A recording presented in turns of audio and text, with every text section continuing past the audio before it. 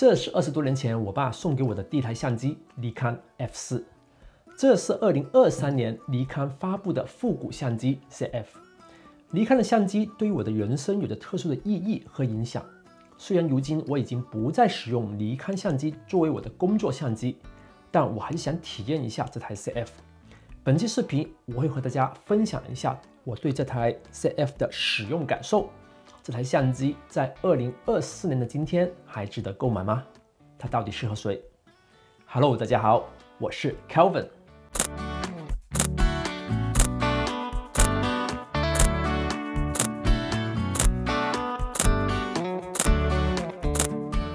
当我第一次拿到这台相机的时候，它给我的第一感觉就是扎实有分量，但我并不觉得它的重量会影响我的拍摄体验和欲望。第二感觉就是这台相机并不适合单手握持。一开始呢，我拿它进行拍摄的时候，我都会双手捧着，生怕不小心摔了。这也验证了不少人眼中它的缺点：重和握持手感不佳。但是随着一段时间的使用之后，其实我也习惯了。毕竟以这台相机的用料和设计语言来看，就注定了这些在别人眼中的缺点是无法避免的。我相信不少人喜欢它，买它主要的原因就是因为它的外观。对于我来说，相机只是一台工具，我个人并不会因为它的颜值而给它加分，或者增加我想购买它的欲望。但我也不会因为它的复古外形觉得它并不适合拿来工作。不过，当我日常拿出去拍摄的时候，我发现这台相机的颜值会让路人多了几分认为你是摄影爱好者，又或者会让拿相机的人多一些文青的气质。如果搭配35毫米、40毫米、50毫米这些焦段，它的确是一台非常适合拍摄人文题材、扫街题材的相机。如果搭配尼康 Sekako 的26毫米 f2.8 饼干头、28毫米 f2.8 和这一支40毫米 f2 的复古镜头，它真的会让路人以为这是一台胶卷相机。那不过目前尼康也就推出了以上这几款镜头呢，是原厂的镜头，是和它比较搭配的。如果想要它在复古的路线上面走得更远，我们或许是需要通过转接其他镜头才可以了。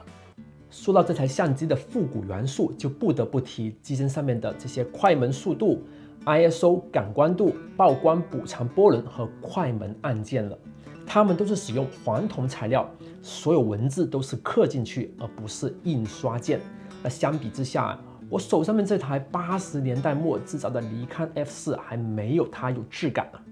但是在我实际的使用中，我并不会使用这些拨盘来调整相机参数，我还是会使用相机的前后波轮来更改快门速度和光圈。而 ISO 呢，我就会把转盘转去 C 之后，然后把前面的这个自定义按键调整为 ISO 的快捷键。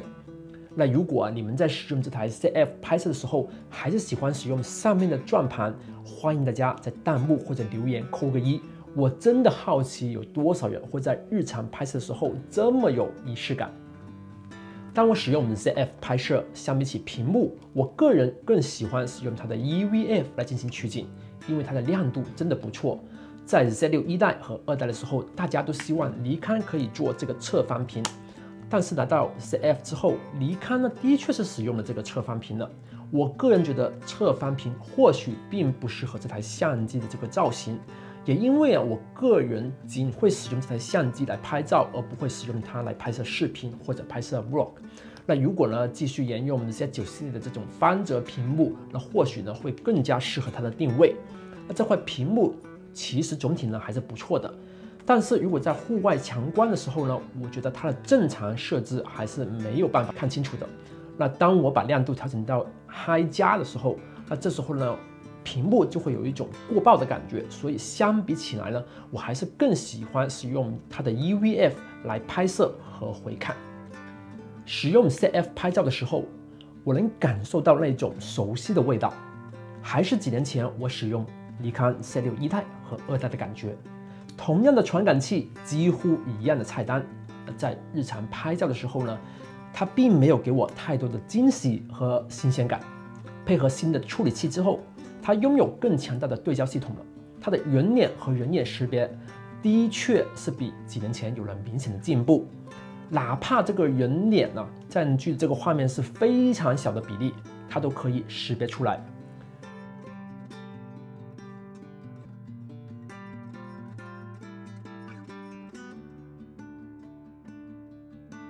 它的物体自动侦测对焦呢，也有着肉眼可见的进步。作为一台复古造型的相机，我相信它会吸引不少的摄影爱好者、初学者或者是女生买家，而他们都会经常问同一个问题：这台相机拍照好看吗？那这个问题其实就是问这台相机到底直出画面好不好看，质感会不会比手机好，拍完是否能够直接传手机发个朋友圈、发个 Instagram。那不过尼康的机内自带的这些滤镜呢，真的是一言难尽。那基本上没有哪一个是可以拿得出手的，黑白除外。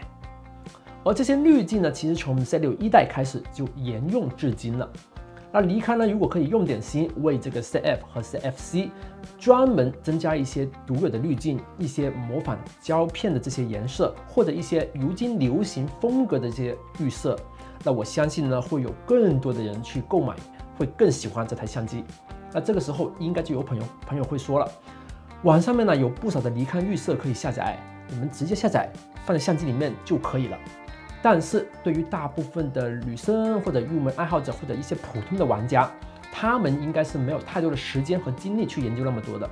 而有时间和精力研究尼康预设的朋友们，也肯定会对后期和摄影是有一定的了解的，属于进阶玩家了。可是我也相信呢，不少业余爱好者和潜在的玩家，他们都因为会看了网上的一大堆测评、一大堆样片之后，以为买了这样一台相机之后，就可以和摄影和旅游博主那样子随手一拍就有非常好看、有氛围感的照片，也可以使用同样的一台复古造型的相机，就可以拍出同样色彩的照片。那我会说不可能，它在本质上面和其他的尼康相机是没有太多的区别的。这也或许为什么富士相机最近这几年这么受女生和初学者青睐的原因。而就算以前一直被诟病直出不好看的索尼相机，如今也在大力推广他们的机内预设，而且真的是不错，真的挺好看的。那最起码索尼是懂如今用户到底是喜欢什么，想要什么，尼康加油吧。那如果一定要说一个优点，那或许呢就是这一个一键切换黑白的这个拍摄按键。